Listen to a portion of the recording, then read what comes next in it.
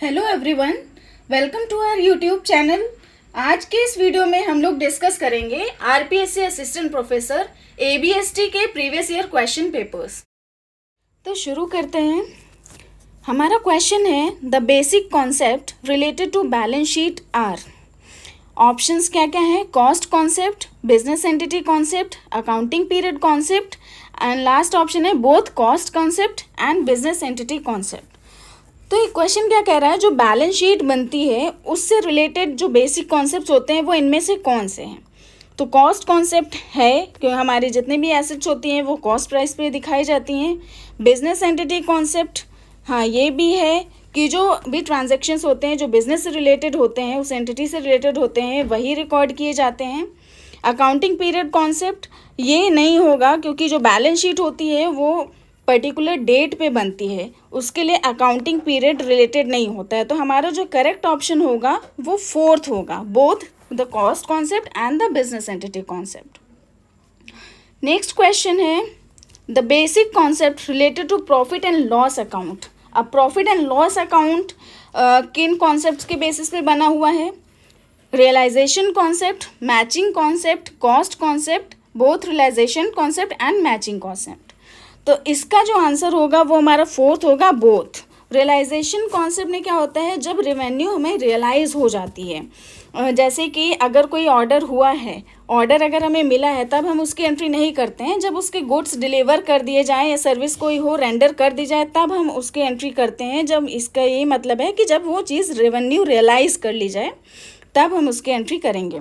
और matching concept का मतलब है कि जो भी रेवेन्यूज़ और एक्सपेंसेस हों वो सेम अकाउंटिंग पीरियड से होने चाहिए, उन्हीं की एंट्री की जाती है। तो हमारा जो प्रॉफिट एंड लॉस अकाउंट है इन्हीं दो कॉन्सेप्ट के बेसिस पे प्रिपेयर किया जाता है। नेक्स्ट क्वेश्चन है accounting does not record non financial transactions because of. अब अकाउंटिंग में जो नॉन फाइनेंशियल ट्रांजेक्शन्स होते हैं हम उनको क्यों नहीं रिकॉर्ड करते हैं? इसका मेन रीज़न क्या है, कौन सा कॉन्सेप्ट है? तो ये हमारा जो आंसर होगा वो होगा money measurement concept. Money measurement concept ये कहता है कि जो भी ट्रांजैक्शंस जिनको हम मॉनेटरी टर्म्स में रिकॉग्नाइज कर सकें, मॉनेटरी टर्म्स में प्रेजेंट कर सकें, केवल वही ट्रांजैक्शंस रिकॉर्ड होते हैं। नॉन मॉनेटरी या नॉन फाइनेंशियल ट्रांजैक्शंस की रिकॉर्डिंग हम अकाउंटिंग में नहीं करते हैं। नेक्स्ट क्वेश्चन है the capital is shown under liabilities because of the. अब जो हम लोग बैलेंस शीट बनाते हैं उसमें कैपिटल हमारा लायबिलिटीज साइड में शो होता है। इसका मेन रीज़न क्या है? जो कॉन्सेप्ट है उसका जो हमारा आंसर है वो है business entity concept. Business entity concept ये कहता है कि जो ओनर और एंटिटी है ये दोनों ही अलग होते हैं। तो जो ओनर अपना कैपिटल इन्वेस्ट करता है बिजनेस में तो वो ओनर के कैपिटल जो होती है वो बिजनेस के लिए एक लायबिलिटी होती है, इसीलिए उसको हम लायबिलिटी साइड रिकॉर्ड करते हैं। नेक्स्ट क्वेश्चन है हमारा which of the following is not a deferred revenue expenditure.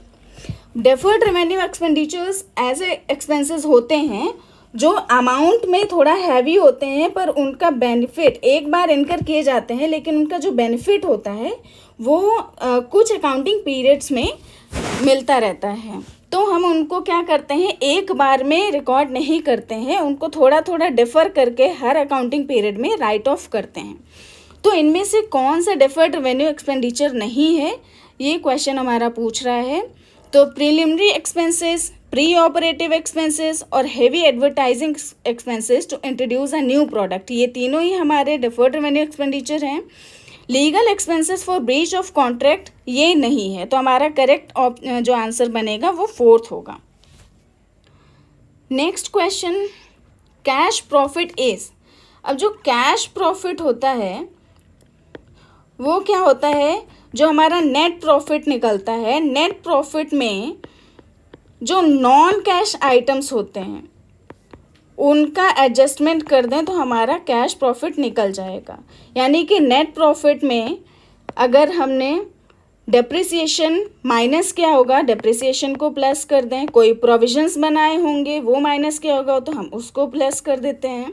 तो अगर ये कर देंगे तो हमारा कैश प्रॉफिट हमें मिल जाएगा। तो यहाँ पे सीधा सीधा आंसर जो हमें दिख रहा है वो 4th है। 4th ऑप्शन हमारा करेक्ट आंसर होगा। Next question, the amount of capital which can be called up only at the time of winding of the company is called.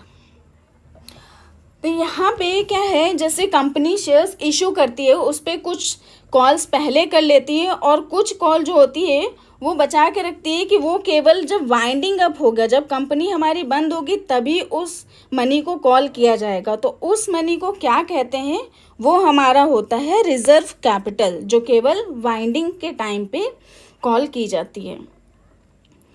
Next question है हमारा, माइनॉरिटी इंटरेस्ट कंसिस्ट ऑफ। अब जो minority interest होता है ये हमारा holding company and subsidiary company के concept में से रिलेटेड है। जैसे होल्डिंग कंपनी जो होती है उसका जो सब्सिडियरी में इंटरेस्ट होता है वो 50% या 50% से ज़्यादा होता है। तो जो जिन लोगों का इंटरेस्ट या जिन लोगों का होल्डिंग 50% से कम होता है वो लोग हमारे माइनॉरिटी इंटरेस्ट में आते हैं।